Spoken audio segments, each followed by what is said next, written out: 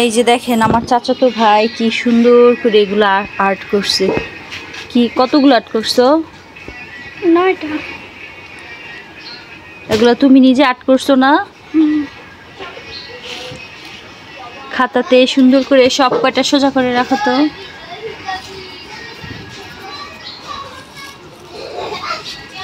এই যে কত সুন্দর করে সবকিছু আর্ট করছে। এই যে আমার বোনের মেয়ে একমাত্র ভাগ্নি। কি বলো তো মামুনি, তুমি আর্ট করতে পারো? হ্যাঁ, আমার নং আছে। তুমি আর্ট করতে পারো? তুমি কি স্কুলে যাও? যাও না? ও আসলে অনেক ছোট, বেড়াতে আসছে।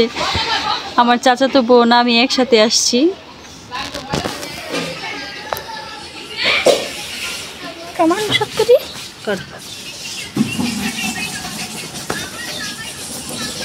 এই যে দেখেন খুদে আর্টিস্ট।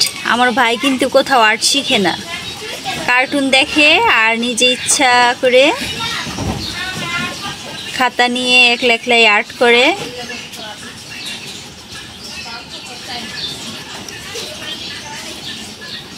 দেখছেন মাশাআল্লাহ কত সুন্দর করে আর্ট করছে।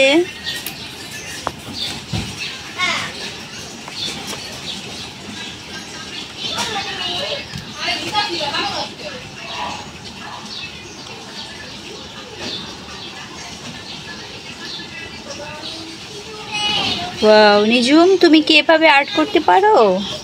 আমার কি নাই কলম। কলম নাই তোমার? না।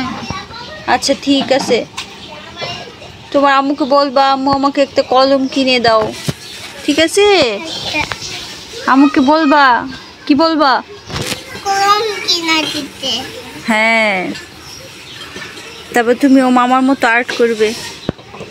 এক ভাগিনা বসে বসে ঘুড়িতে মানে কি করছে, ঘুড়ির এটা কি বলে, ঘুড়ি বানতেছে।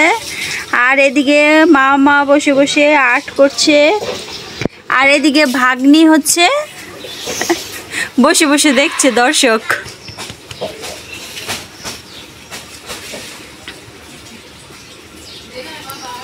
এই যে আর্ট করছে।